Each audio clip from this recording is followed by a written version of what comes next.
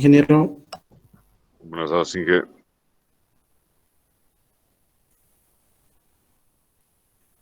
Muy buenas tardes, un gusto saludarles, espero que todos estén muy bien.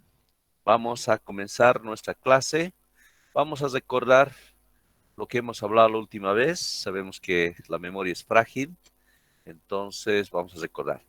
Bien, estamos hablando sobre, hemos visto la memoria RAM, ¿no? Habíamos hablado de las velocidades y habíamos visto lo siguiente.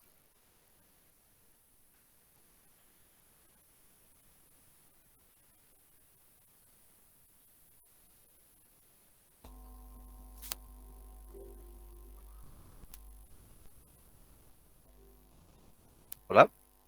Ahora sí. Habíamos dicho lo siguiente. Justamente para trabajar con el microprocesador, el trabajo se realiza de forma directa con la memoria RAM, ¿no es cierto? Es por eso que, por ejemplo, el caso del disco duro, debido a que es el componente electrónico más lento, hemos dicho que es el cuello de botella, ¿no es cierto? Entonces, por ello es que necesariamente los datos del programa que se esté ejecutando se tiene que cargar a la memoria RAM, ¿no es cierto? Y de esa forma, entonces hay un intercambio de velocidad, ¿no? La velocidad de comparación va de 100 a 150 veces a la velocidad que tiene el disco duro, ¿no? Lo mismo pasa cuando tenemos el lector de un DVD, entonces tiene que trasladarse a la memoria RAM, ¿no es cierto?, para que se pueda trabajar a una velocidad mucho más grande, ¿no? Entonces habíamos visto que la memoria RAM tiene esa característica, habíamos hablado que la memoria RAM va de SDRAM hasta el DDR4, que es el último que hoy en día tenemos, ¿no? También habíamos hablado en términos de velocidades, ¿no? La velocidad del reloj, que por ejemplo en este caso nos indica 200, significa que en un ciclo va a realizar 200 millones, ¿no es cierto? Y por ello, eso haciendo las conversiones va a representar 12.800 megabytes por segundo, ¿no? En un segundo se van a transferir 12.800 megabytes, ¿no? Realmente tremendo. Habíamos hecho una comparación con el disco duro que apenas va a 120 y lo que sería el M2, ¿no es cierto? 3.100. Y aquí estamos en el orden de 12.800, ¿verdad? Entonces la memoria RAM realmente tiene una gran velocidad, ¿no? Habíamos hablado de la RAM dinámica, también tenemos la RAM estática, en este caso la RAM dinámica, en términos de ese refrescamiento, ¿no? Dinámica, habíamos dicho que implica eso de lo que representa un movimiento. Y justamente es la cantidad de movimiento para el refrescamiento de los electrones, ¿no? Que se estaría teniendo en los capacitores, ¿no es cierto? Entonces estos electrones van a estar en apenas un cierto tiempo bien corto y se tiene que refrescar, ¿no es cierto? Y esa carga lo realizan los transistores que habíamos hablado, ¿no? Bien, entonces también habías visto que de acuerdo a la memoria que tenga la memoria RAM, ¿no es cierto? Si es de 2, 4, 8, 16 gigas, entonces se maneja una cantidad de filas que habíamos indicado, ¿no? Donde en cada fila corresponde a un byte, ¿no es cierto? 8 bits, ¿no? Entonces, todos los programas que nosotros ejecutamos, ¿no es cierto? Apretamos punto .exe y en ese momento lo que estamos diciendo es que se cargue la memoria RAM, ¿no? Lo primero en cargarse siempre va a ser el sistema operativo Windows, ¿no es cierto? Y además se cargan otros programas, ¿no es cierto?, que estén especificados. Y hemos dicho que el msconfig es para verificar qué programas por defecto se cargan. Muchas veces instalas un programa y sin permiso alguno, ese programa se da permiso para ejecutarse al inicio. Entonces eso representa poder saturar, ¿no es cierto?, la memoria RAM y es por eso que hay que controlar, ¿no? Posteriormente, los programas que nosotros elijamos, ¿no es cierto?, vamos a poner Word, entonces tiene que cargarse a la memoria RAM, ¿no? Habías dicho que un momento esto se puede saturar, entonces si hay una saturación estamos en problemas, ¿no? Porque habíamos dicho que la memoria RAM tiene que deshacerse de la que esté menos usada y colocar la última que queramos, ¿no? Entonces ahí está el percance, ¿no? Y ahí está la optimización. Entonces, si nosotros nos dedicamos a ejecutar muchos programas a la vez y especialmente si trabajamos con imágenes, videos y todo aquello, necesitamos una memoria RAM bastante grande, ¿no? Si por el contrario no hacemos ese trabajo, entonces pues no es necesario una memoria RAM. Con 4 GB suficiente, ¿no? Pero si son varios, desde 8 GB para adelante necesitaríamos, ¿ya? Bien, eso es lo que habíamos mencionado. También otro aspecto clave que habíamos indicado, que estos se guardan de forma eventual, de forma temporal esta información, y que la memoria RAM sí o sí trabaja solo con la electricidad. Si se da un corte, ¿no es cierto? Cualquier percance con la electricidad, toda esta información guardada de forma eventual se pierde. Es por eso la recomendación que hay que guardar constantemente la información. Si no, sería doloroso perder esa información. Vamos a suponer que uno ya trabaja en 2 horas, ¿no? Realmente sería una gran pérdida, ¿no? Entonces, también hemos visto que la comunicación entre la memoria RAM y el procesador para los cálculos se realizan a través de estos bus de datos, ¿no es cierto? Que de acuerdo al sistema operativo que hayamos instalado, hay 32 y 64 bits, ¿no? Nos conviene 64 bits, donde representa más carriles, ¿no es cierto?, para la transferencia de información, ¿no? Habíamos dicho que si elegimos 32 bits, máximo nos cubre hasta 4 gigabytes de memoria RAM. Entonces, si queremos más, por decir 8 gigabytes de memoria RAM, necesariamente tiene que estar en la versión de 64 bits, ¿ya? También habíamos hablado de cómo acelerar, entrar al msconfig, entonces entramos aquí a la pestaña inicio, y ahí vemos los programas, ¿no es cierto?, que por defecto van a cargarse cuando se esté cargando el sistema operativo Windows, ¿no es cierto? Es lo primero. Entonces, muchas veces hay algunas que están ocupando de nada la memoria RAM, hay que identificar y desactivarlo si es que no nos conviene, ¿ya? Eso es importante.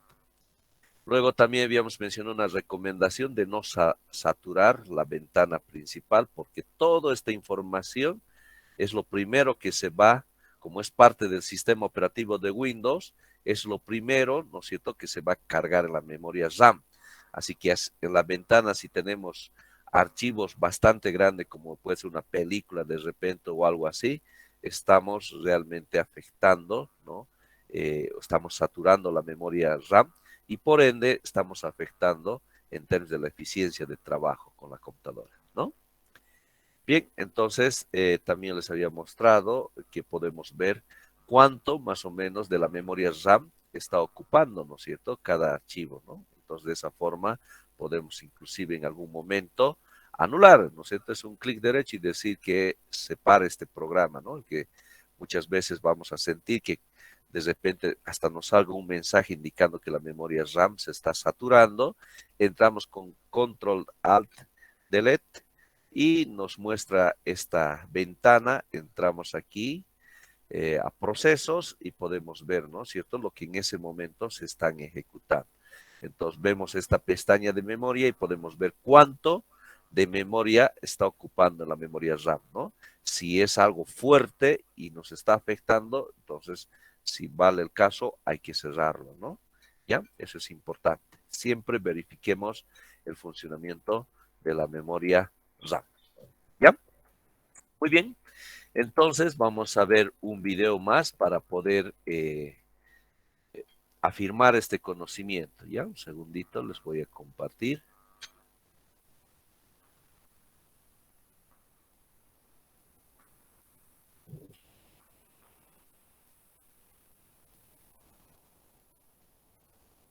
Bien, ahí vamos.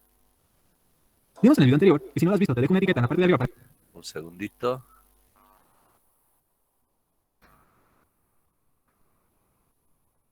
Vimos en el video anterior, que si no lo has visto, te dejo una etiqueta en la parte de arriba para que vayas a verlo, que el procesador es el encargado de realizar las tareas de un dispositivo. Sin embargo, para realizar dicho proceso, es obvio que se necesitan sacar los datos de alguna parte. Y el encargado de almacenar todos esos datos y esa información es el disco duro. Sin embargo, este es demasiado lento para el procesador, lo que provocaría que este último no trabajase a su máxima capacidad. Eso ya lo sabemos, ¿verdad?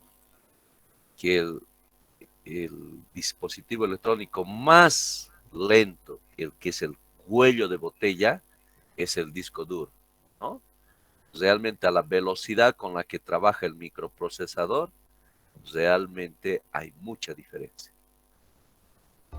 Por lo que la solución a este problema fue colocar una memoria que sea una intermediaria entre estos dos. Una memoria que fuese más rápida y almacenara los datos necesarios para la ejecución de los programas. Y es aquí cuando presentamos formalmente a la protagonista de nuestro video, la memoria RAM. La memoria RAM, o por su nombre técnico, memoria de acceso aleatorio, es una memoria de tipo volátil que se encarga de almacenar las instrucciones de los programas, para que el procesador pueda ejecutarlos rápidamente. Y con volátil me refiero a que necesita un flujo constante de energía para que la memoria pueda retener los datos, y que en caso de que se suspenda este flujo, la memoria no retendrá ningún tipo de dato en lo absoluto. Es decir, que a diferencia de un disco duro o de un pendrive, esta, si se desconecta, no guardará nada en lo absoluto. La principal característica sobre las memorias RAM es la capacidad, y esta es medida en gigabytes, que seguramente ya has escuchado esto antes, debido a que algunas tiendas y algunos distribuidores hacen mucho énfasis en esta memoria, haciendo que en el consumidor se cree el mito que entre más memoria RAM tenga el dispositivo, más rápido será. Y en efecto, esta memoria juega un papel muy importante en el rendimiento de un dispositivo. Sin embargo, no lo es todo, ya que otros componentes también juegan un papel importante en temas de rendimiento. Pero volviendo al tema de almacenamiento, está claro que tener más memoria mejorará el rendimiento del dispositivo, ya que recordarás que al principio del video mencioné que esta almacena los datos necesarios para la ejecución de los programas, por lo que si buscas ejecutar algún software pesado como programas de edición, algunos videojuegos, o si solo buscas tener varios programas abiertos de forma simultánea, es mejor que contemples una memoria RAM amplia. Por lo general, unos 8 GB suelen ser suficientes en la mayoría de los casos. Como segunda característica en las memorias RAM, tenemos los estándares, o los tipos de RAM, como los DDR, DDR2, DDR3 y DDR4, que esta última es la más actual, pero creo que este tema es muy amplio y merece su propio video. Pero en resumen, entre más actual, más eficiente y mejor será la memoria. Otro punto importante son los MHz y GHz, porque al igual que el procesador, las memorias corren a una velocidad de reloj, por lo que si no entiendes bien de qué va esto, te recomiendo nuevamente mi video anterior. Y para continuar con este tema, en resumen, entre más hercios, mejor será la memoria. Y esto te lo explicaré más a detalle en el siguiente video sobre los tipos de RAM. Y bueno, es aquí cuando surge una pregunta muy recurrente. ¿Es necesaria tanta memoria RAM en mi computadora? La respuesta, como siempre, es depende. Depende del uso que tenga o que vaya a tener tu computadora, ya que no es lo mismo una computadora que se utilice para realizar tareas simples a otra que se vaya a emplear para edición gráfica o para jugar videojuegos. Microsoft Word no le va a dar el mismo uso a la RAM que Minecraft, por ejemplo, que es el drenador de RAM por excelencia junto con Google Chrome. Por lo que si eres un usuario que no usa mucho una computadora más que para tareas de ofimática y navegación web, una RAM de unos 4 GB sería más que suficiente para tener un excelente rendimiento. Sin embargo, si utilizas programas más pesados como alguno de la suite Adobe o Adobe como gustes decirle, ya sea Photoshop o software de edición como Maya, DaVinci Resolve, Blender, etc., será necesaria una memoria más amplia, además de otros componentes como una gráfica.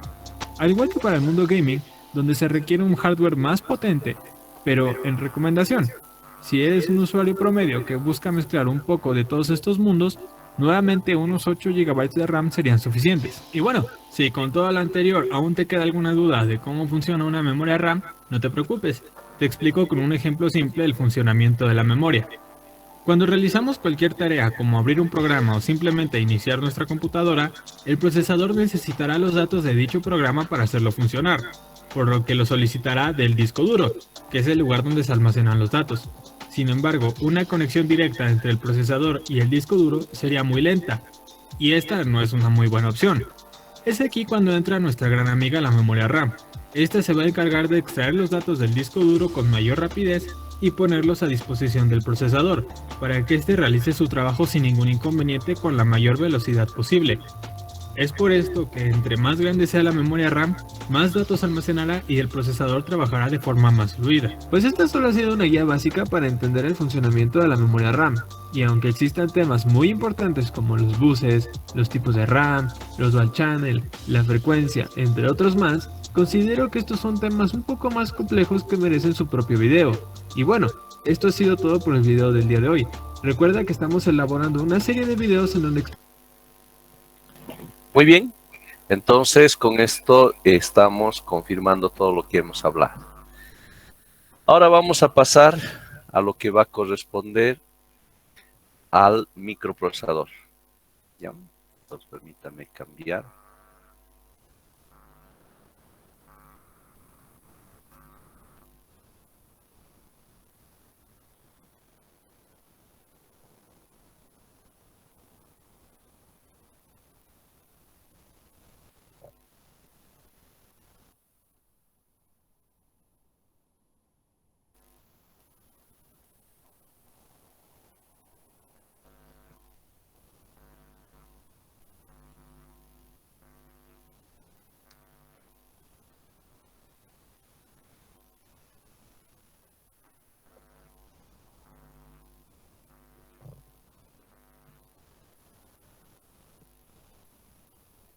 Bien, hablemos sobre los microprocesadores. Un repaso, pero sin embargo, ¿no? Entonces tenemos ahí los diferentes componentes. Lo primero que habíamos dicho que cuando apretamos, pulsamos el botón de encendido, es el trabajo del BIOS, ¿no? Que es un sistema. Entonces habíamos dicho que POST es lo primero que se ejecuta para verificar que todo está en correcto funcionamiento, ¿no?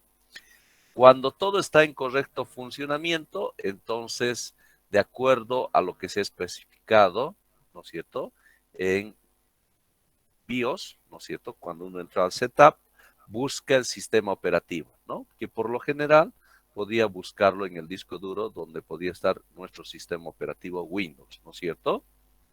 O también, ahora habíamos mencionado, los discos sólidos o lo que es este disco M2 que podría también ahí estar almacenado el sistema operativo, ¿no es cierto? Entonces habíamos dicho que lo que se hace es llevar, ¿no?, el sistema operativo, el programa principal, a la memoria RAM. Esto en el sentido de que si corriese tanto lo que es en el disco duro o en estas memorias de estado sólido, bueno, sería lento. Entonces, la memoria RAM hemos visto que realmente es la más rápida, es por eso que tenemos que cargar, ¿no? En este caso, el sistema operativo. Bien, ahora la memoria RAM, entonces va a trabajar a través del bus que hemos dicho, de 32 y 64 bits, ¿no?, de esas carreteras, con el microprocesador. Aquí es donde se van a realizar los cálculos, ¿no es cierto? Se van a trasladar los datos, ¿no es cierto?, para los cálculos y los resultados, ¿no es cierto?, que arroje el microprocesador, se van a trasladar a la memoria RAM. Y ese es el trabajo que se va a realizar de forma frecuente y rápida, ¿no? Bien, cuando hablábamos de la computadora, esto habíamos visto al inicio, habíamos dicho que su funcionamiento es como el caso del cerebro. Y el cerebro está compuesto de dos partes, ¿no es cierto? Uno lo que corresponde a la memoria y otro lo que corresponde a realizar los cálculos. Hasta ahora con lo que se refiere a la memoria, ¿no es cierto?, este segundo componente, entonces ya hemos visto que la memoria puede ser el disco duro o bien puede ser la memoria RAM, ¿no es cierto? Ambos son memorias, ¿no es cierto? Este RAM, hay veces esto también es llamado la memoria ROM, ¿ya? Entonces aquí hemos visto que se guardan en cargas magnéticas la información, ¿no? Es por eso que cualquier corte no afecta para nada. En cambio, aquí hemos dicho que se guardan con carácter eventual, entonces perderíamos, ¿no?, la información que esté guardada en ese instante, ¿no? Aquí hemos visto que la velocidad por la que se recurre al RAM es que se trabaja a una mayor velocidad, 100 a 150 veces a la velocidad que se trabajase en el disco duro, ¿no? Eso con relación a la memoria. Ahora, con relación a los cálculos, ¿no es cierto? O sea, nuestro cerebro ¿no es cierto? Si nosotros tenemos que hacer alguna operación. Bueno, tenemos la memoria, por ejemplo, es recordarnos el número de celular nuestro o de alguien, estamos usando la memoria. Pero también tenemos otro componente que hemos hablado que corresponde al hemisferio izquierdo, que es precisamente la parte racional donde hacemos los cálculos, ¿no es cierto? Si les pregunto cuánto es 2 más 2, seguramente todos me van a decir 4. ¿Y qué estamos haciendo? Estamos utilizando el hemisferio izquierdo para hacer ese proceso y lanzar la respuesta, ¿no? Entonces, de la misma forma, tenemos este componente que es el microprocesador que nos permite realizar esos cálculos que estamos mencionando, ¿ya? Entonces, de esa forma estamos cumpliendo estas dos partes que corresponden al cerebro y posteriormente vamos a estar llevando algoritmos una vez que terminemos el funcionamiento de la computadora, ¿de acuerdo? Entonces, el microprocesador tiene varios nombres que van a escuchar, algunos lo llaman chip, también microchip, procesador, al final todos son iguales, ¿ya? Entonces, como es uno de los dispositivos más importantes dentro de la computadora, es por eso que siempre, bueno, tiene, ¿no? Esos diversos nombres que estamos viendo, ¿no? Entonces, un microprocesador, también conocido como procesador, microchip o microchip, es un circuito, ¿ya? Circuito, que responde y procesa las operaciones lógicas y aritméticas que hacen funcionar a nuestras computadoras. En definitiva, es su cerebro, ¿no es cierto? La parte izquierda, bueno, porque la parte emocional no va todavía, ¿no? La parte racional, o sea, las operaciones lógicas. ¿Qué son las operaciones lógicas? Lo que hemos visto en álgebra 1, ¿no es cierto? El I, el O, el IO, ¿recuerdan? Entonces, esas operaciones lógicas, ¿no? Y la aritmética que ya saber suma, resta, multiplicación y división, ¿no? Entonces, precisamente el microprocesador realiza esas operaciones, ¿no? Los microprocesadores forman parte ya de nuestra vida cotidiana y se encuentra, miren, cuando hablamos de microprocesador, no solamente una computadora, también tienen las calculadoras, teléfonos celulares, los controles remotos, impresoras y otros periféricos de la computadora, fotocopiadoras, consolas de videojuegos, tablets, relojes inteligentes y un sinfín de artefactos altamente digitalizados, ¿ya? Entonces, cuando hablamos de estos equipos electrónicos, todos cuentan con un microprocesador, ¿no? Tal vez en algún caso no tan de un rendimiento fuerte, pero tiene un microprocesador, ¿de acuerdo? Que permite realizar cálculos lógicos y aritméticos, ¿ya? Hablemos un poco de la historia de lo que es el microprocesador. Miren, hasta los primeros años de la década de los años 70, los diferentes componentes electrónicos que formaban un microprocesador no podían ser un único circuito integrado. Era necesario utilizar, miren, 2 o 3 chips para hacer un CPU. Tenía que comprarse uno para realizar las operaciones aritméticas lógicas. Tenía que comprarse aparte otro chip para la unidad de control, otro para el banco de registros, ¿no? O sea, todo separado, ¿no? Pero bueno, lo bueno es esto, ¿no? En el año 1971 la compañía Intel consiguió por primera vez poner todos los transistores que constituían un procesador sobre un único circuito y que se llamaba el 4004, que lo estamos viendo en esta imagen. Miren, este es el primer microprocesador integrado donde todo está aquí, en un solo lugar, ¿ya? Entonces nacía el microprocesador, ¿no? La palabra micro en el sentido de pequeño, ¿verdad? Procesador en términos de que nos procesa, ¿no? Información lógica y aritmética, ¿ya? Micro. Se creó para una calculadora, miren sus inicios, ¿no? Para una calculadora no era muy poderoso, ya que todo lo que podía hacer era, miren, sumar y restar, ¿no? Pero fue increíble que todo estuviera en un chip. Realmente fue un grito tecnológico, ¿no? El 4004. Bien, ahora aquí tenemos una imagen de lo que son los actuales microprocesadores, ¿ya? Entonces, el procesador se compone de un grupo de unidades que están interrelacionadas entre ellas, ¿no? O unidades de control. Aunque la arquitectura del microprocesador varía considerablemente de un diseño a otro. Los elementos principales del microprocesador son los siguientes, ¿ya?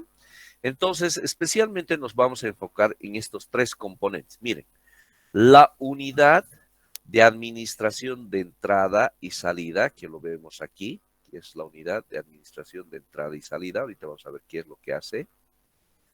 2, la unidad de control, ¿no es cierto? Que lo vemos aquí, esta unidad de control. Y 3, la unidad de instrucción, que es todo esto, ¿no es cierto? Entonces recuerden, unidad de administración y entrada-salida, 2, unidad de control y unidad de instrucción, ¿no? Y por otro lado, aquí vamos a ver otras cosas, el caché L1, el caché L2, ¿ya? Que son memorias, ¿ya? Memorias del SRAM, esta vez, ¿recuerdan? Habíamos hablado del DRAM, que son las dinámicas, ¿no es cierto? Hemos dicho que llevan un transistor y llevan un capacitor. En cambio, las estáticas llevan, miren, 6 transistores y un capacitor, ¿no? Tienen más transistores, o sea, realmente son mucho más veloces estas memorias caché, ¿ya? Que vamos a ver también con detalle. ¿Ya? Entonces, veamos cada uno qué es lo que hace estos componentes. Veamos primero el 1, la unidad de administración de entrada y salida.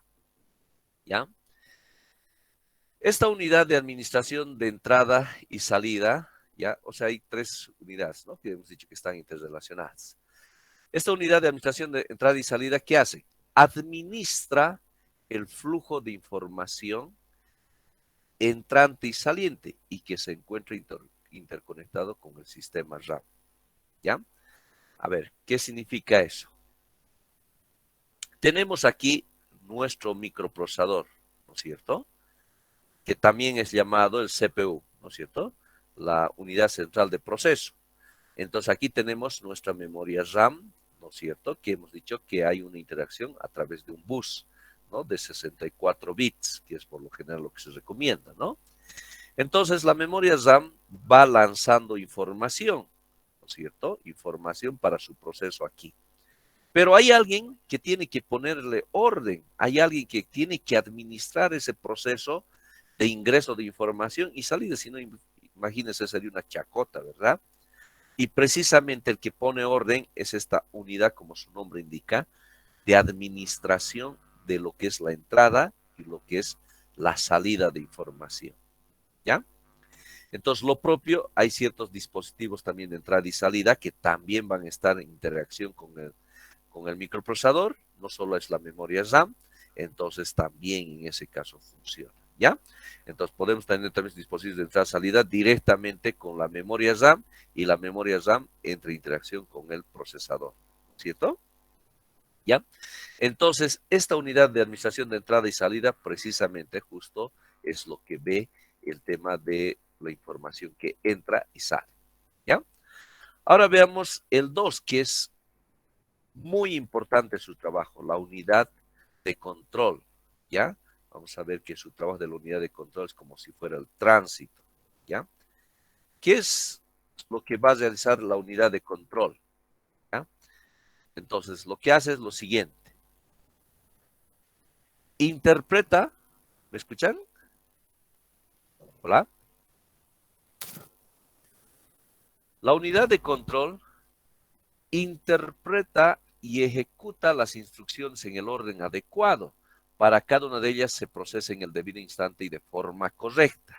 A ver, vamos a suponer que yo quiero realizar una multiplicación. Quiero realizar la multiplicación de 2 por 3. ¿Ya? Entonces, yo voy a dar esa instrucción a partir del teclado, ¿no es cierto? Voy a introducir 2 por 3. Seguramente usaré un programa, una calculadora, por ejemplo, en donde quiero esa multiplicación de 2 por 3, ¿verdad? Entonces, eso justamente a través de estos dispositivos de entrada y salida se va a almacenar en la memoria RAM, ¿no es cierto? Y la memoria RAM le va a mandar esa instrucción al microprocesador. Le va a decir, usted haga esta operación, ¿no? El jefe ha dicho, ¿no? ¿Ya? Entonces, esta unidad de control, ya que lo estamos viendo, o sea, hemos visto que primero va a la unidad de administración de entrada y salida que ve, y luego lo pasa a la unidad de control. ¿Qué es lo que hace? Primero extrae de la memoria RAM la instrucción, ¿no? Esta es nuestra instrucción, haga esto, ¿cierto? Luego, extrae de la memoria los datos. ¿Cuáles son los datos? ¿No es cierto? Los datos, por supuesto, son datos. Voy a poner aquí.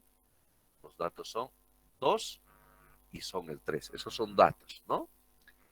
Luego, ordena, ¿no es cierto? Vamos a ver a la unidad aritmética lógica del inglés ALU, ¿ya? Unidad aritmética lógica, que efectúe la operación. O sea, alguien tiene que hacer esta operación de 2 por 3, ¿verdad? Esa es la operación que tenemos que realizar, ¿cierto? Entonces, ¿quién lo va a hacer? Vamos a ver que va a ser la unidad de instrucción, ¿ya? Lo único que en esta parte, la unidad de control, ¿qué va a hacer? ¿No es cierto? Lo que nos dice. Va a extraer la instrucción, los datos y va a ordenar que la unidad aritmética lógica realice esa operación, ¿no? Y luego, los nuevos resultados, una vez que se realiza la operación, los nuevos resultados son almacenados nuevamente en la memoria RAM. Eso es lo que hace la unidad de instrucción, ¿no es cierto? Entonces, aquí está nuestra memoria RAM. Entonces, se manda, aquí previamente pasa por la unidad de instrucción, vamos a suponer el 2 por 3.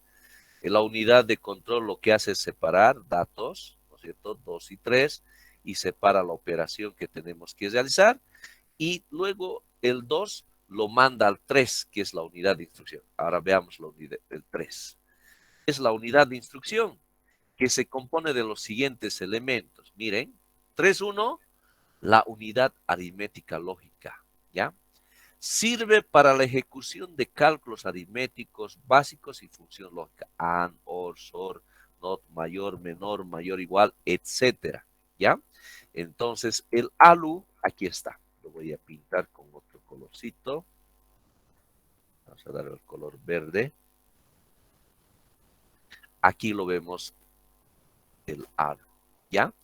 El ALU está dentro, ¿no es cierto?, de lo que es el 3, todo este conjunto es el 3, pero hay una parte así especial que es el ALU, el que realiza las operaciones aritméticas y lógicas. Y hay otro que se llama el FPU, que también está ahí dentro, ¿ya?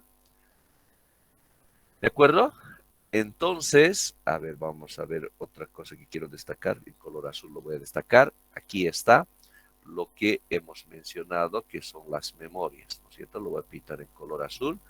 L1, aquí hay un L2, que es otra memoria, ¿no?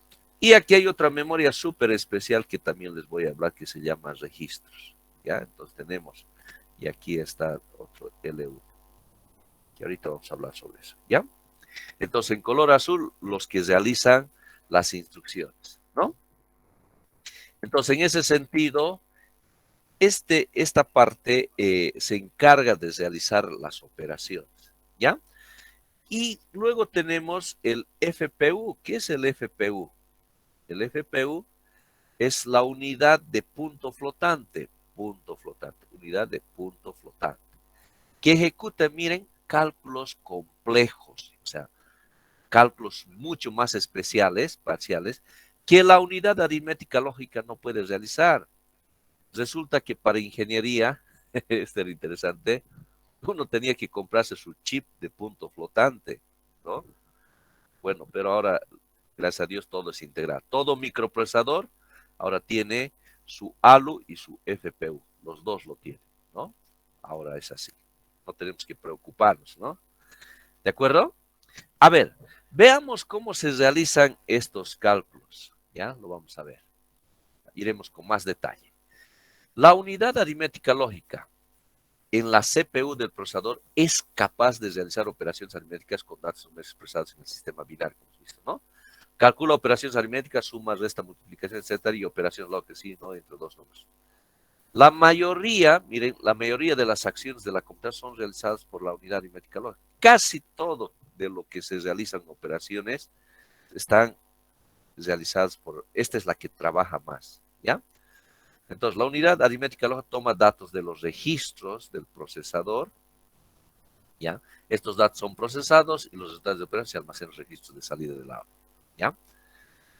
A ver, ya que hemos hablado de registros y nos estamos preguntando qué representan los registros, ¿ya? Entonces, vamos a suponer, hemos dicho que esta multiplicación de 2 por 3, ¿no es cierto? ingresa por esta fase 1, la unidad de entrada y salida, entra por la parte 2, la unidad de control, identifica los datos 2 y 3 de la operación, lo manda a la unidad de instrucción, a la unidad aritmética, realiza la operación, dice, lo encuentra y encuentra que es 6, ¿no es cierto? Ahora, ¿qué va a hacer con esta información que acabamos de sacar y procesar?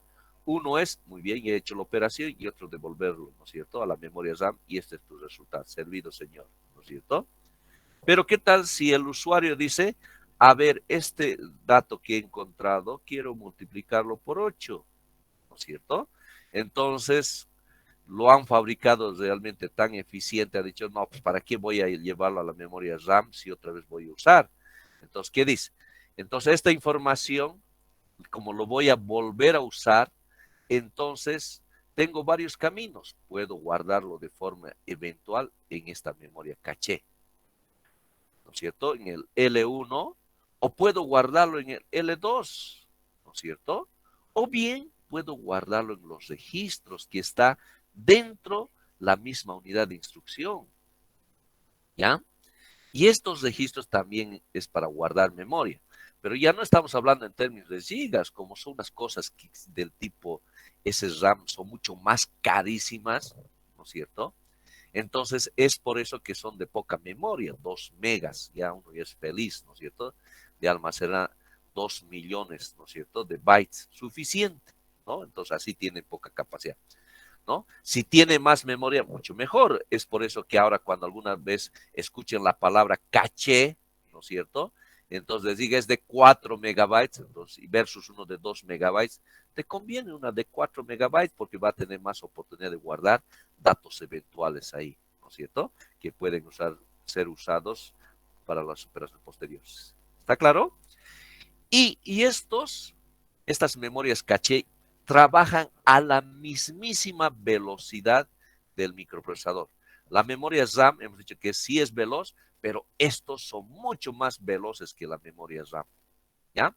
Y el que se lleva la flor, el que realmente está en la jerarquía máxima de las memorias que trabajan a alta velocidad, son los registros. Para esto hay que sacarnos el sombrero, ¿no? Y esto apenas va en el orden de 2 kilobytes, nada más una cosa así chiquita, pero una velocidad porque tiene que procesar esta información, guardarlo, ¿no es cierto? Eventualmente esa información, ¿ya? Entonces, a eso nos referimos cuando aquí estamos hablando la palabra de registros, ¿no?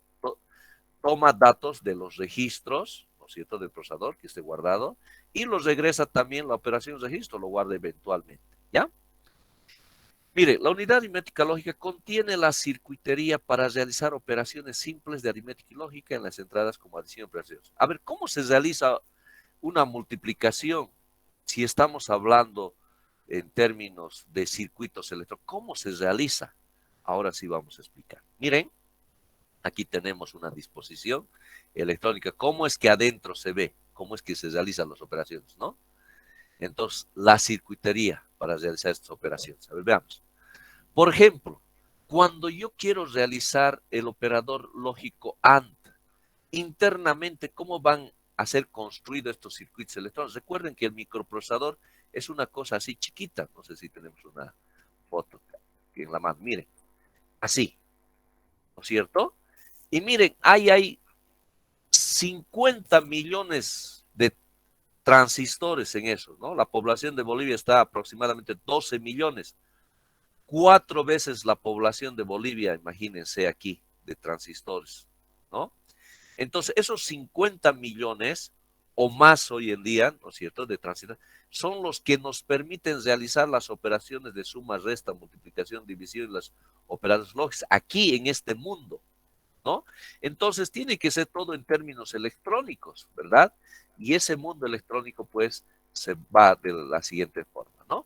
Cuando queremos realizar el AND, entonces alguna operación, entonces esos tienen que estar dispuestos así de esta forma, ¿no? En este caso, a, lo vemos no en paralelo, sino lo vemos de forma secuencial, como estamos viendo, ¿no es cierto? Ahora, miren, sabemos que 0 y 0 es 0, ¿no es cierto? Entonces, ¿a qué se refiere eso? El 0 vamos a suponer que es cuando está abierto. Entonces, por supuesto, si está 0, esto abierto y esto abierto, entonces los electrones pues no van a pasar y por ende no se va a prender, ¿no? Entonces, por eso 0. Entonces, si de repente esto lo cierro y digo, entonces ahora 0 y esto 1, lo cierro, ¿qué creen? ¿Va a pasar o no va a pasar la electricidad? O los electrones en este caso.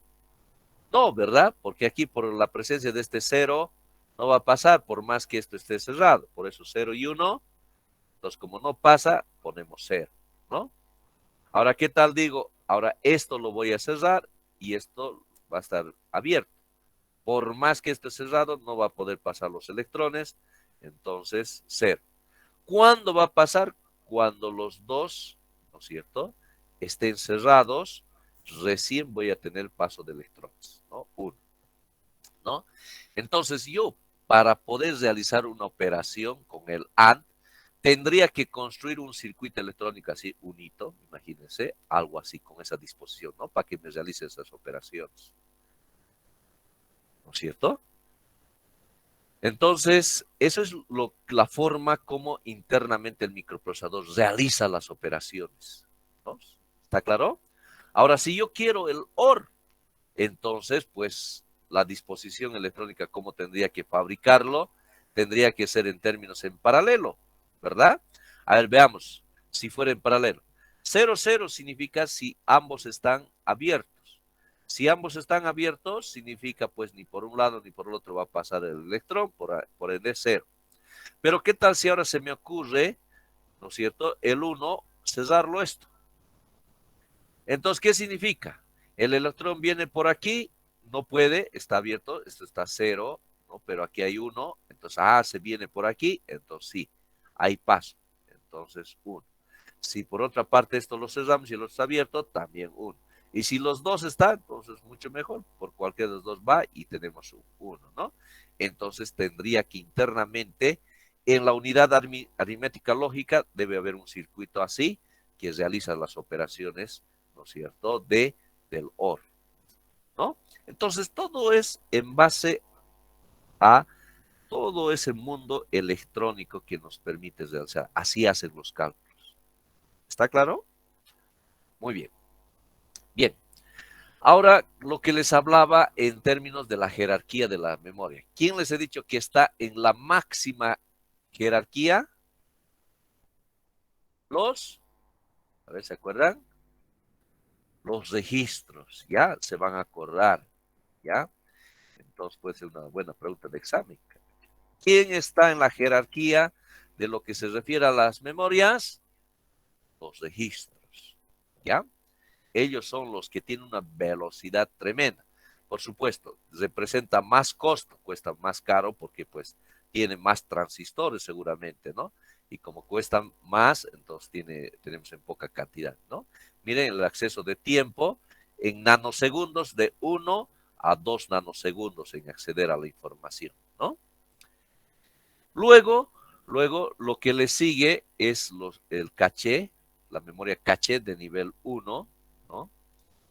De 3 nanosegundos a 10 nanosegundos. Luego tenemos el caché de nivel 2. En algunos casos también hay los cachés nivel 3, ¿ya? Por supuesto, miren, si observamos, tarda más, ¿no?, en accederse a la información. Y este es el que se lleva la flor, como decía, ¿no? Ahora aquí tenemos la memoria principal. ¿Qué es la memoria principal? ¿A cuál memoria se está refiriendo? Exactamente, a la memoria RAM. ¿Ya? Aquí está ahora recién la memoria RAM. ¿Ya? Luego el disco rígido, ¿no es cierto? Y otras cosas más que ya sabemos, ¿no? Nosotros ya sabemos que aquí viene el disco duro, luego, no, bueno, los discos M2, los discos sólidos y finalmente lo que es la memoria del HD, ¿no es cierto? ¿Ya? Entonces, así van las memorias, ¿no? No se olvide entonces. Los registros, la memoria caché 1, caché 2, caché 3, memoria RAM y finalmente el resto, ¿no? Ya. Hablemos un poco de la memoria caché, que está aquí, ¿no? Como hemos dicho, L1, L2, ¿no? Ahí tenemos la memoria caché. La caché de un procesador es importante porque es donde se almacena la información instantánea de los cálculos que hace el procesador para que pueda echar mano de ellos de manera inmediata sin tener que recalcularse de nuevo, ¿no? Entonces es para su guardado eventual. Aquí se estaría guardando datos y aquí se estaría guardando instrucciones, ¿no? En L1 caché. Y aquí tenemos L2. ¿De acuerdo? Bien. ¿Qué más de la memoria caché? Las memorias caché son extremadamente rápidas, como hemos visto. Su velocidad es unas 5 veces superior a la memoria RAM, imagínense, ¿no? Con la ventaja añadida de no tener la latencia, por lo que su acceso no tiene ninguna demora, pero es un tipo de memoria muy cara, obviamente, ¿no? Entonces, cada vez que se accede por primera vez a un determinado dato, este es almacenado en la memoria caché. Posteriormente, al intentar leer el mismo dato, se recurrirá a la información almacenada en caché. Entonces, ahorrando el tiempo de acceso, ¿no? La memoria caché se renueva, por lo tanto, a todo momento. El que trabaja con fuerza, ¿no? Esta memoria se coloca próxima al procesador y en almacenar en forma temporal la información principal que se procesará en el. Los últimos modelos de ordenadores poseen muchos niveles distintos de memoria caché. Ya les decía que esta L3, ¿ya? Entonces hay 3 tipos diferentes de memoria caché para procesadores. La primera de primer nivel, ¿no? Que se encuentra integrada directamente al procesador. Trabaja a la misma velocidad que este, ¿no? Esta memoria suele a su vez estar dividida en 2 partes dedicadas. Uno para instrucciones, como has visto, y otra para lo que es el tema de datos, ¿no? Los L1. Y el L2 se puede acceder más rápidamente, hemos visto que la memoria RAM, pero no tanto como la memoria de caché nivel 1, ¿no? La caché L2 suele ser mayor ya que L1, pudiendo llegar a superar los 2 megabytes, ¿no? Humildemente 2 megabytes, ¿no? Como estamos viendo, cuestan carísimas, ¿verdad? Es por eso que observamos que nuestro microprocesador son carísimas porque dentro tiene un mundo de millones de transistores y capacitores, como hemos visto, y también las memorias caché, por eso es que cuestan, ¿no? Los microprocesadores, casi $300, ¿no? Bien, ¿qué más? Es una memoria ultra rápida que emplea el procesador para tener alcance directo a ciertos datos que predeciblemente serán utilizados en las siguientes operaciones, sin tener que acudir a la memoria RAM, reduciendo así el tiempo de espera para adquisición de datos, ¿no? Los microprocesadores más modernos, el i3, i5 y 7, incluyen también su interior. Otro nivel de caché más grande, aunque algo menos rápido, es la caché de segundo nivel, e incluso hay con memoria caché nivel 3 o L3, ¿ya? Como mencionamos, ¿ya? Bien, ahora ya está claro, cuando alguna vez nos hablen la memoria caché, ahora ya sabemos a qué se refiere, ¿no? Dónde se guardan de forma eventual para no tener que recurrir a la memoria RAM, sino que internamente, ¿no es cierto?, para aprovechar. Ahora el que se lleva la flor, el registro. A ver, hablemos del registro, que es el más veloz, ¿no? En arquitectura de ordenador, un registro es una memoria de alta velocidad y poca capacidad, por supuesto. Poca capacidad porque cuesta carísimo, ¿no? Integrada en el microprocesador que permite guardar transitoriamente y acceder a valores muy usados, generalmente en operaciones matemáticas. Los registros están en la cumbre, como hemos dicho, de la jerarquía de memoria, ¿no? Y son la manera más rápida que tiene el sistema de almacenar datos. Los registros se miden generalmente por el número de bits, ¿ya? Que almacenan, por ejemplo, un registro, miren, no es de megas, aquí apenas un registro de 8 bits, un registro de 32 bits, ¿no? Pequeñísimo, ¿no? Estamos hablando de 1 byte y 4 bytes, ¿no es cierto? Pequeñísimo. Pero qué manera de trabajar velozmente, ¿no?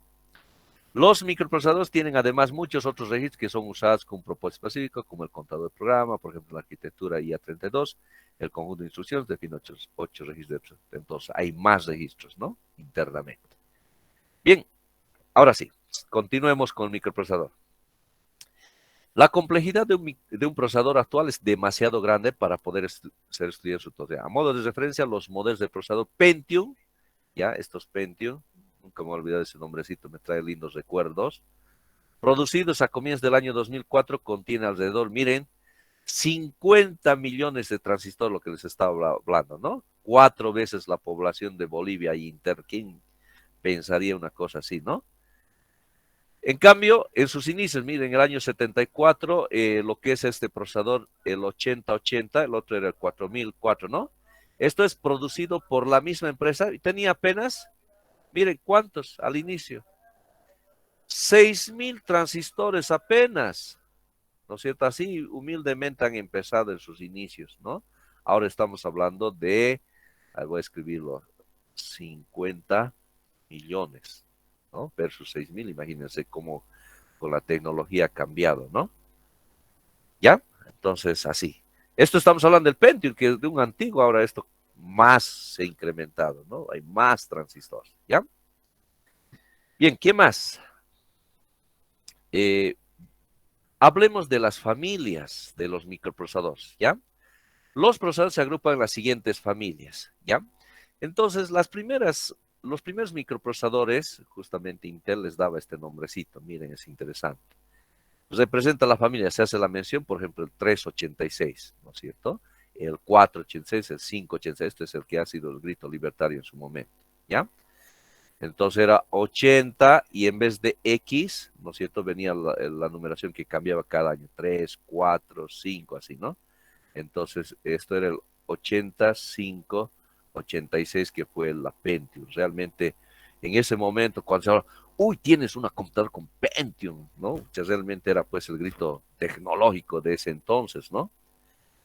Y 686 y después ya cambia los nombres, ¿no es cierto? Como la Pentium 2, Pentium 3, que van a estar viendo, ¿no? Luego aparecen lo que ahora tenemos el i3, i5 y 7, ¿no? Esto dentro de lo que se refiere a la familia de Intel, ¿no? Y no sabemos que no solamente Intel fabrica esta familia de microprocesadores, también tenemos lo que es el AMD, ¿no es cierto? Que es mucho más económico. Entonces, estas dos empresas, ¿no? Son los que se dedican a la fabricación de este tipo de microprocesadores, ¿no? Miren, esto les va a sorprender. La dueña de todo es Intel, ¿ya? Entonces Intel le da el permiso, AMD es un dependiente de Intel. Ya Intel le ha dado los derechos, cuando quiera lo puede quitar, vean, pero su mercado de ellos es la parte económica, entonces pues no le afecta mucho, ¿no? Entonces ahí nos damos cuenta, ¿será que un día le va a vencer al dueño? Bien, luego, tenemos esta familia del ARM, que son justamente de nuestros celulares, de la familia de los sistemas operativos Android, ¿ya? Entonces, no es el mismo microprocesador, ¿ya? Es otro microprocesador de la familia ARM, ¿ya? Que vamos a hablar mucho. Después hay otras familias también para calculadoras, Motorola, Power, Spark, por ejemplo, de la Hewlett Packard, que vamos a estar usando a futuro, ¿no? En la programación. Ellos, como no han encontrado un microprocesador orientado de forma así especializada a cálculos de ingeniería, han creado su propio microprocesador, así también otra familia de microprocesadores, ¿ya? Ahora miren, esto explica por qué un programa producido para un tipo específico de procesador solo puede trabajar directamente en un sistema. Con otro tipo de procesador se realiza lo que se llama, ¿no? La emulación, los emuladores. Seguramente hemos escuchado harto esa palabra de emulador. ¿Qué es un emulador? ¿No? Entonces, muchas veces, justamente si observamos esta imagen, ¿no es cierto? Nos permite emular, vale decir, un cierto programa, ¿no es cierto?, que ha sido, ¿no es cierto?, creado para la familia de los microprocesadores ARM. De repente uno quiere hacerlo correr en Windows, como se puede, ¿no es cierto? Se puede. Pero ¿qué necesitamos? Necesitamos un emulador, ¿no es cierto?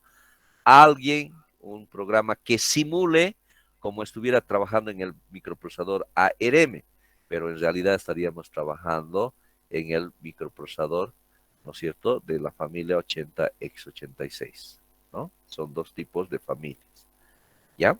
Entonces, le hace creer, ¿no? Le hace creer el programa que está trabajando en este microprocesador, pero en realidad está trabajando en otra familia de microprocesador. Está simulando. Ese es el emulador, ¿no es cierto? Entonces, el término emulador se utiliza para referirse al programa que realiza dicha traducción, ¿no? Ese es el emulador, ¿ya? Diferencias en lo que es la familia x86 y lo que corresponde a la familia ARM. Veamos esas diferencias. A nivel de hardware, ya sabemos la parte física, ¿no es cierto? A ver, ¿cuál es la diferencia? La diferencia principal entre ARM y el x86 es que tienen distintos conjuntos de instrucciones. Por así decirlo, hablan un lenguaje distinto, ¿no? Lo que hace totalmente incompatible un sistema con el otro. Es decir, que no se pueden compartir binarios entre ambos sistemas, ¿no? Bien, ARM del sistema Android tiene una gran ventaja que es el consumo de energía, que consume menos cantidad de energía, ¿ya? Antes nadie le daba importancia al ARM, ¿no? Y posteriormente, cuando venía el boom de los celulares, ¿no es cierto? Imposible intentar hacer con la familia X86, porque si lo hiciésemos con esto, realmente nuestros celulares arderían de calor en nuestra mano, ¿no? Porque producen harta calor. Y como has visto, necesita un ventilador, ¿no es cierto? Como has visto. Pero en cambio estos no necesitan ventilador, no producen, es por eso que se han hecho tan famosos para los celulares de la familia ARM, ¿no? ARM tiene una estructura de instrucciones más sencillas, por lo que el ARM consume muchísima menos energía que los procesadores de Intel normales, ¿ya? Entonces, como podréis imaginar, esto le hace al candidato perfecto para dispositivos móviles como son los teléfonos o tablets, ¿no? Entonces, este tema de la energía es importante aquí. Sin embargo, los procesadores X86, ¿por qué se caracterizan? Por el tema del rendimiento. Entonces, seguramente alguien en su linda ilusión de repente ha dicho, pucha, yo quiero hacer correr el AutoCAD, ¿no es cierto? En mi celular, quiero el AutoCAD, ¿no es cierto? ¿Será que se puede? ¿Qué me dice? Sí, lo vamos a tener, sí, en términos like, en términos suaves, pero a esa calidad de rendimiento total como es esta familia de microondas, imposible, ¿ya? No se puede, ¿ya? Porque tiene sus restricciones. ¿Está claro? Muy bien. Hablemos a ver ahora de la familia X86. La denominación genérica dada a ciertos microprocesadores de la familia Intel, ¿no? La arquitectura conocida como X86 comienza el año 78 con los procesadores que hemos visto, ¿no? El 4004, el que sigue el 8080 y luego el 8085. Intel inició sus operaciones siendo un fabricante, miren, este es interesante. Intel inicia con fabricantes de memoria, ¿no? Entonces, humildemente, fabricantes de memoria, ¿no? En el 71 fue la primera compañía en lograr la integración de suficientes transistores como para vender un microprocesador programable completo con un conjunto de instrucciones de 4 bits que se volvería muy común en las calculadoras de bolsillo y es el Intel 4004 que hemos hablado, ¿no? Así comienza el Intel a hacerse famoso. El año 93, como olvidarme esto, aparece el Pentium que les contaba, ¿no? Mi primera computadorita humildemente fue una Pentium, pues me trae recuerdos, ¿no? ¿Por qué ya no se llamó? Miren, en ese entonces debería llamarse así 8586. Miren, ¿por qué le han puesto el nombre? Eso es lo interesante a Pentium. Porque muchas empresas competidoras de Intel comenzaron a producir CPUs con el mismo nombre, ¿no? Así que si ellos le colocaban, ellos también le ponían el mismo nombre, ¿no? Ante el fallo de que un número no puede ser tomado como una marca registrada, a partir de entonces los procesadores llevan un nombre propio, ¿no? Entonces, a partir de ese entonces ya no usan números, sino una palabra así, Pentium, ¿no? Los procesadores X86 definidos así por usar el mismo juego de instrucciones que, si bien ha sido evolucionando con los años, sigue utilizando muchas de las características originales, como has visto. ¿Ya? A ver, veamos cómo va lo que es la historia de estos microprocesadores de la familia o de esta arquitectura X86. Miren, el año 78 hemos dicho que aparecen, ¿no es cierto?, con esta familia de lo que son los microprocesadores. Después viene el Intel 82, 88, 86, miren, con el 1 que va cambiando aquí, luego el 2, luego el 3, luego el 4. Aquí debe ser 85, 86, ¿verdad? Y ya lleva el nombre de Pentium, ¿ya? Luego el año 95, el Pentium Pro.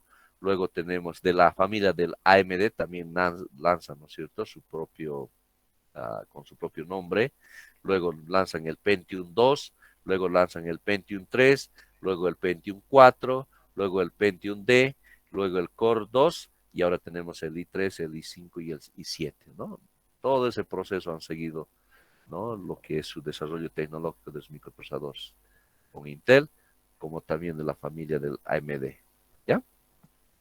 ¿Está claro? Muy bien. A ver, hablemos ahora de la familia ARM, ya que está realmente tan de moda, ¿no? Usar nuestros celulares con el sistema Android, ¿no es cierto? Eh, todo lo que hemos hablado hasta aquí, y quiero recalcar, por favor, lo que hemos hablado del disco duro, del BIOS, lo que hemos hablado de la memoria RAM, y ahora estamos hablando del microprocesador, todo, todo, todo es igual en un celular. Ya todito el funcionamiento es idem, ¿ya? Así que cuando tengas que comprarte un celular, seguramente vamos a enfatizar cuánto de memoria RAM tiene. Ya hemos visto que es importante, ¿no es cierto? ¿Ya? Entonces, consideren todos los aspectos que hemos visto de base, ¿ya? Entonces, de la familia ARM, a nivel de hardware, la diferencia principal es que tienen distintos conjuntos de instrucciones, como hemos visto, ¿no? ARM tiene una gran ventaja, que es el consumo de energía, como hemos visto, ¿no? Bien. Y, bueno, esto hemos ya hablado. Es una arquitectura de 32 bits, ya desarrollada en el año 83 por la empresa, miren esta empresa, Accord Computers. Y ellos hacen algo bien interesante, por lo que se ha vuelto famoso. A ver, para usarse en computadores personales que maneja un sistema de instrucción realmente simple, lo que le permite ejecutar tareas con un mínimo consumo. Eso es lo que le caracteriza. Un mínimo consumo de energía. No produce tanta energía, tanto calor como el otro, ¿no? El núcleo mantuvo su simplicidad a pesar de los cambios. En efecto, el ARM2 tiene, miren, 30.000 transistores, mientras que el ARM6 solo cuenta con 35.000, ¿no? Transistores también, ¿no? El diseño de ARM de hoy en día se ha convertido en uno de los más usados, por supuesto, ¿no? Alrededor del mundo y se encuentra presente en discos duros, juguetes, móviles, tabletas. Hoy en día cerca del 75% de los procesadores de 32 poseen este chip en su núcleo. Miren, tanto así que los de Windows se han asustado, ¿no? Se han asustado porque todo el mundo ya usando el celular Android, inclusive la tablet y todo, ¿no? Realmente es una revolución, ¿no? Microsoft de igual forma compró una licencia, preocupado, ¿no? De uso de ARM y actualmente se encuentra desarrollando su sistema operativo, ¿no? Significa que los de Redmond han trabajado duro para que Windows sea capaz de trabajar en procesadores, ¿no? Estaban de miedo, ¿no? Porque estaban perdiendo mercado. Bien, entonces, ¿qué más del ARM? El auge de ARM posiblemente causará que Intel pierda importancia si ellos no comienzan a enfocar sus desarrollos en el mercado móvil, ¿no? Entonces, Intel también, por supuesto, estaba preocupado, ¿no? Una de las particulares de la empresa creadora de ARM, la mencionada ARM Holding, es que no tiene la intención de fabricar. Mire, esto es lo interesante. No tiene la intención de fabricar, ellos no fabrican. ¿Qué es lo que hacen entonces? En lugar de ello, licencia sus creaciones a otros fabricantes y esto ayuda a que se extienda su presencia en el mercado, así como los ingresos propios. No, qué capos. O sea, ellos como no lo hacen como Intel de fabricar, sino lo único que hacen es licencia. Y listo, y cualquiera puede fabricar. ¿Qué es la gran ventaja? Si ellos están aquí, pues tiene N fabricantes que les da la licencia y es por eso que tenemos, ¿no es cierto?, tanta cantidad de lo que es este microprocesador ARM, ¿no? Interesante, ¿no? Su forma de llevar su negocio. ARM diseña sus arquitecturas y vende esta propiedad intelectual a otras compañías encargadas de tomar sus diseños, modificar si fuera necesario y luego ordenar la fabricación del proceso final. Mire, ¿no? Entonces aquí estamos viendo un microprocesador de esta familia ARM, ¿no es cierto? Que no es la familia diferente que la familia x86, ¿no? Eso está clarísimo ahora. Hablemos ahora de la fabricación de los microprocesadores, ¿ya?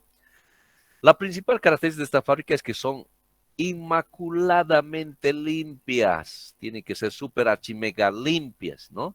Ya que una simple mota de polvo podría echar a perder millares de microprocesadores, ¿no? Realmente vean la cantidad de transistores y realmente un polvo y ahí, ¿no es cierto? Sabes que todo trabaja en términos de cargas, ¿no es cierto? De electrones, ¿no es cierto? Imagínense algo.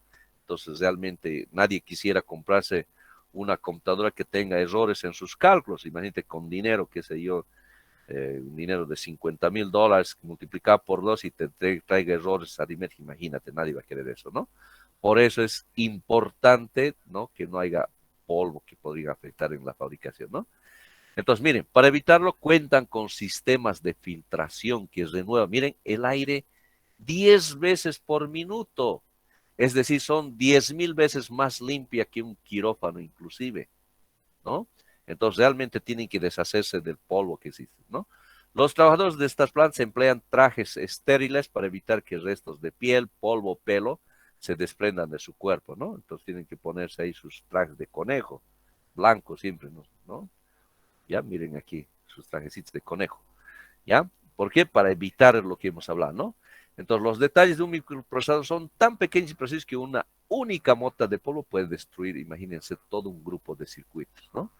Los trabajadores de estas plantas emplean trajes estériles, como hemos dicho, ¿no? Para evitar que haya problemas, ¿no? ¿Qué más? Para la elaboración de un microprocesador, esta tiene que ser elaborado bajo un extremo cuidado para que ninguna partícula de alguna clase afecte su elaboración, ¿no? Una habitación normal, miren, contiene unos 15 millones de partículas, ¿no? Seguramente todos alguna vez hemos visto en trasluz y parece que estamos respirando y a veces me asombro y veo en la trasluz cómo hay partículas en suspensión. Imagina que eso respiramos, ¿no? Pero una habitación limpia hay menos de una partícula por pie cúbico. Todo el aire del cuarto limpio se reemplaza, miren, 7 veces por minuto ahí en la fabricación. Realmente tiene que estar súper limpio, ¿no? Y para mantener limpio el ambiente, los trabajadores usan trajes ajustados que se llaman los trajes de Conan que les decía, los Gore-Tex, ¿ya? Para ponerse esos trajes se tiene que saber, mire cuántos. Un procedimiento de 100 pasos es realmente a detalle, ¿no? Los requerimientos de presión son tan grandes que se llega a encontrar defectos. Miren esta cifra, hasta la mitad de los chips. O sea, fabricar los microprocesadores realmente es una tarea de mucho, mucho cuidado, ¿no es cierto? Entonces pasan una fase de testeo que si no responde, y miren, es la mitad de los microchips fabricados que se desechan. Miren, ¿por qué? Porque como decía, nadie va a querer un chip que te realice pues operaciones erróneas de cálculo. Imagínate si tratas con dinero, ¿no? En todo usamos la computadora, ¿no es cierto? Entonces, por eso la exigencia total. ¿Ya? Bien, hablemos sobre justamente dentro de la historia que les estaba mostrando, aparecen los core duo, ¿ya? ¿Qué significa core en inglés? Núcleo, ¿verdad? Núcleo. Core significa núcleo. Y resulta que aparecen los core 2. ¿Qué significa core 2? Entonces significa lo siguiente. Miren, hasta ahora hemos visto todo esto, ¿no es cierto? Que contiene, ¿no es cierto? La unidad de entrada y salida, la unidad de instrucción y la unidad de control. Pero, ¿qué te parece si en un microchip tengas dos, ¿no es cierto? Dos de esos. ¿Qué te parece? Y eso es el Core Duo, por eso, ¿no? Que tiene dos núcleos. Imagínate, ¿no? Realmente esta es la revolución, ¿no? Ya lo que pasaba antes, que cuando era solo uno, y esto era bien típico, entonces, cuando era solo un núcleo, ¿no es cierto? Pasaba de que teníamos el antivirus y el antivirus lo ocupaba todito, todo lo que era realmente y lo congelaba. Querías hacer correr, vamos a suponer, Word y no había cuándo. ¿Por qué? Porque todo estaba saturado con el antivirus que estaba ahí luchando y tenías que esperar, se te congelaba, ¿no? Esa era la gran desventaja. Ahora resulta que cuando hay dos núcleos, ya, listo, antivirus, ya te vamos a dar para que te diviertas, ya el antivirus ahí totalmente trabajando, ¿no? Entonces quería hacer correr otro, entonces, listo, no problema, sin ningún problema en el otro núcleo, ¿no es cierto? Entonces ya no te afectaba como es entonces. Y eso fue lo bueno de los gordos. ¿Ya? Dos núcleos. Entonces ya estamos hablando de dos núcleos como estamos viendo. ¿Ya? Miren, ahí está el microprocesador y los dos núcleos, ¿no es cierto? Como estamos viendo. Esos son los gordos, ¿no? Entonces, el núcleo, cuando estamos hablando del núcleo, es básicamente un microprocesador completo, ¿no? ¿Y gracias a qué se tienen dos núcleos y todo? La disminución en el tamaño de los transistores, ¿no? Justamente el avance de la tecnología que ha permitido que los transistores sean más pequeños, ¿no? Sean más pequeños.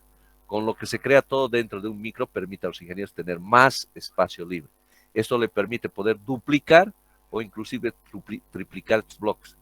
De esta forma pasamos de poder ejecutar una sola tarea a trabajar con varias al mismo tiempo, ¿no? Entonces, no todas las aplicaciones que utilizan son capaces de usar estos dos núcleos de manera simultánea y por lo tanto no consigues sacar partido a un mayor número de ellos. Imagina un programa que vas a sumar una serie muy grande de números. Para realizar va acumulando la suma. Luego necesita conocer el resultado anterior para poder continuar. Este sería un ejemplo de tarea que no se podría acelerar usando varios núcleos sin cambiar el código de programa, ¿no? Entonces, uno dice entre 2, 4, 8 núcleos, ¿no es cierto? Entonces, si vas a hacer, como nos está indicando, una situación secuencial, ¿no es cierto? Que es una operación primero de 2 por 3, ese resultado vas a volver a usarlo, ¿no es cierto? Entonces necesariamente tiene que ser de forma secuencial el cálculo. ¿no? No puedes hacerlo de forma paralela, o sea que vas a estar usando solo un núcleo, ¿no es cierto? Entonces, no todas las aplicaciones van a utilizar al mismo tiempo los dos, eso está haciendo, ¿no? Pero hay en otras situaciones tener dos o más núcleos lleva más ganancias, ¿no es cierto? Sobre todo al evitar bloqueos, lo que les hablaba de los antivirus, ¿no?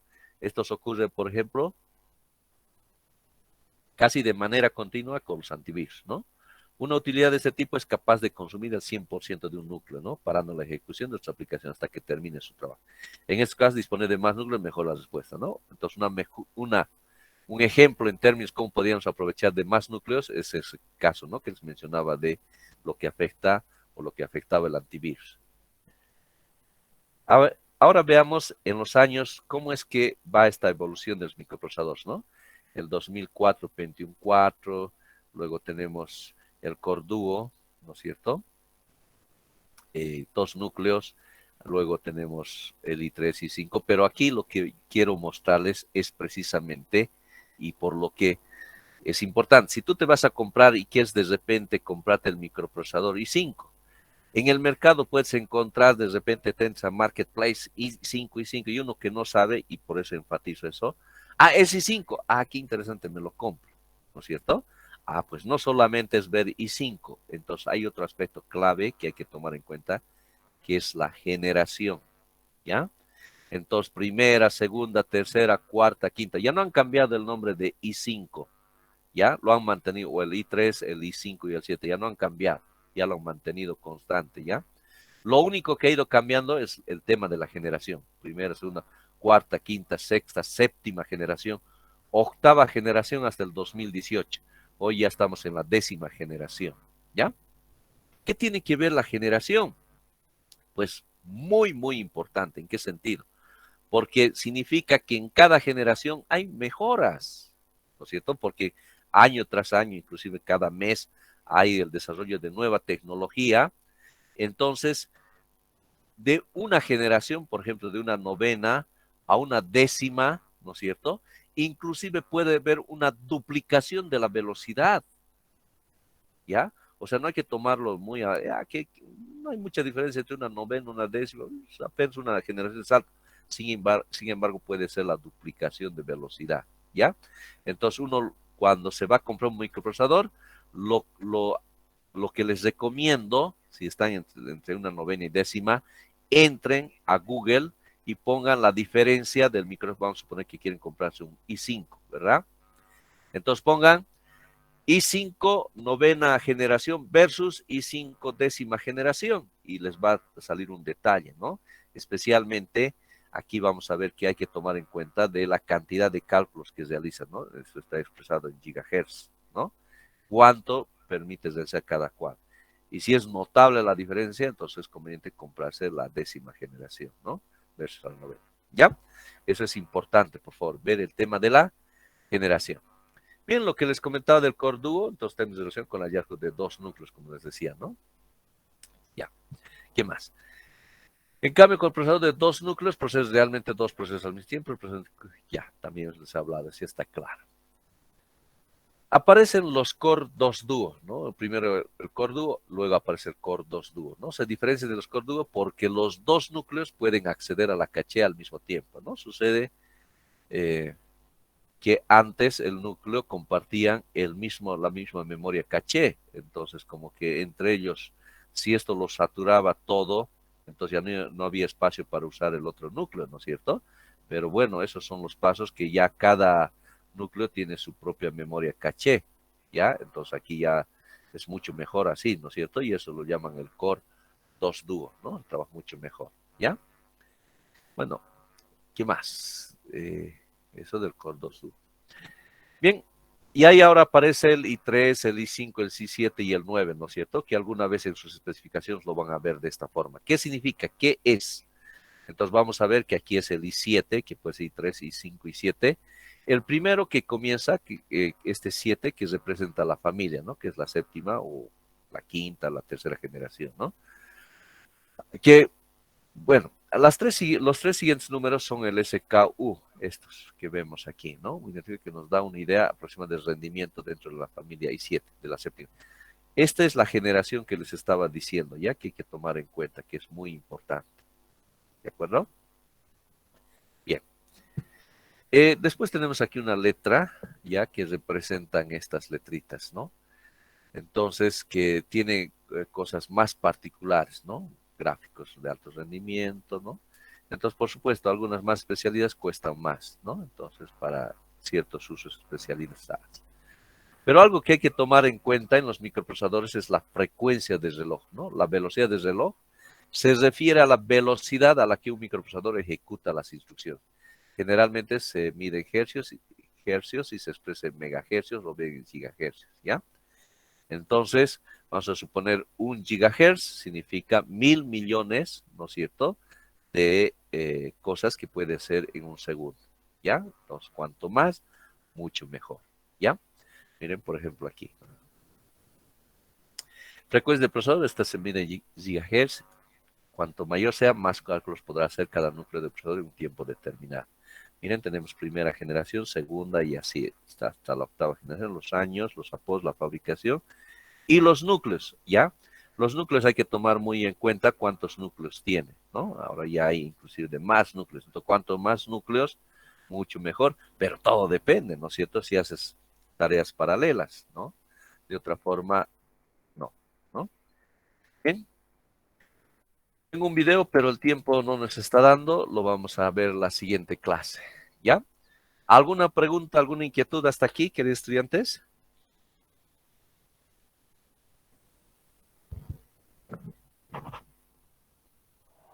Ingeniero, respecto a los emuladores, tanto en la computadora como en el teléfono, pues confirmo todo lo que usted dijo, ya que una vez intentó instalar un emulador Android para la computadora y pues no ocupaba casi nada, pero quería instalar como Classroom o Meet a través de ese emulador y pues no tardaba, tomaba su tiempo en correr y entonces ya al final decidí instalar ese emulador. Lo propio también con los emuladores del PlayStation portable, también he intentado hacer eso. Y pues he intentado descargarme el Tekken 5 Dark Resurrection. Y pues da hasta un punto, pero luego ya no quiso entrar. Entonces sí confirmo de que pesa menos, pero el rendimiento sería el único problema de los emuladores. Excelente, muchas gracias, Carolina. Sí, ciertamente, en algún momento yo he estado en esa situación, ¿no? Tenía algunos programas muy interesantes para el celular y como que me daba muchas ganas, ¿no? De hacerlo correr en Windows, ¿no? Entonces, no, sabemos que hay ese percance, ¿no?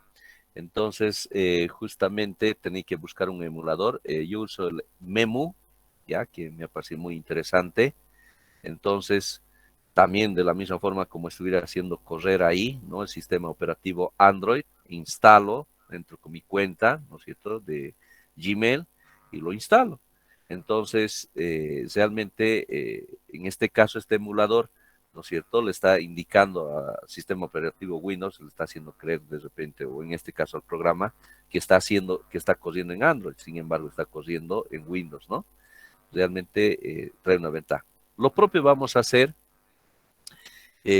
tenemos ahí las calculadoras, la Hewlett Packard, ¿no es cierto?, que vamos a trabajar con ello. Entonces lo tenemos con carácter físico y tiene su propio microprocesador, ¿no es cierto?, de la familia del HP. Si nos compramos una calculadora física, la física, entonces tiene su propio microprocesador, su propia familia de microprocesador. Pero sin embargo, va a correr en Windows. Tenemos los emuladores y también tenemos el emulador que corre en la calculadora, en Android. Entonces, en realidad, le está haciendo creer que está trabajando en la calculadora, pero sin embargo, está simulando que está trabajando en otro sistema operativo, ¿no? O en este caso, con otra familia de microprocesador, ¿no? Entonces, lo que pasa que internamente justamente hace cálculos, ¿no? Para hacer esa diferencia, porque de otra forma no correría el programa, ¿no? Sí, entonces ahí vemos que realmente los emuladores nos traen una gran ventaja, especialmente en los juegos, ¿no? Antes había los jueguitos que solamente se jugaba ahí en los Ataris, pero hoy en día en Windows tranquilamente podemos gozar, ¿no es cierto? O lo mismo en el celular, ¿no? De esos juegos antiguos y buenos, ¿no? Que hay. Bien, ¿alguna pregunta, inquietud más?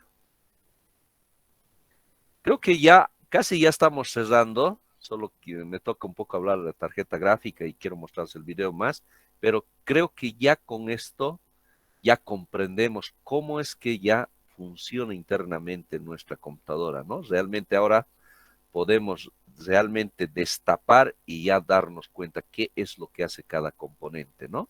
Ya esto es un cambio de una comprensión total donde ya nos va a permitir inclusive tomar decisiones. Ya no es lo típico que uno tiene que ir a la cancha, al Esteban, a hacerlo y cotizámelo y haga esto te conviene y allá y estos son los números, ¿no es cierto? Y amén y pagar, ¿no? Ahora uno ya puede tomar las decisiones, ¿no?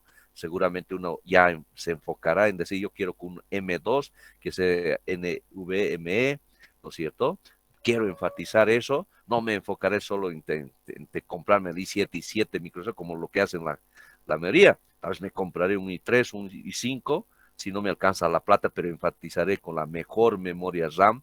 El M2 le daré el énfasis total, ¿no es cierto? Entonces ya podemos tomar decisiones, queridos estudiantes. Y ese es el objetivo precisamente que hemos querido enfocar con todo cariño, algo que les sirva de buen provecho. ¿Ya? Vamos a hablar más la próxima clase, no nos da el tiempo. Tengan todos un saludo cordial a la distancia, que tengan un buen fin de semana, un buen Semana Santa, coman mucho pescadito y realmente disfrutemos que la vida no es para sufrir, sino es para pasarlo bonito, ¿no? Un abrazo, hasta luego, queridos estudiantes.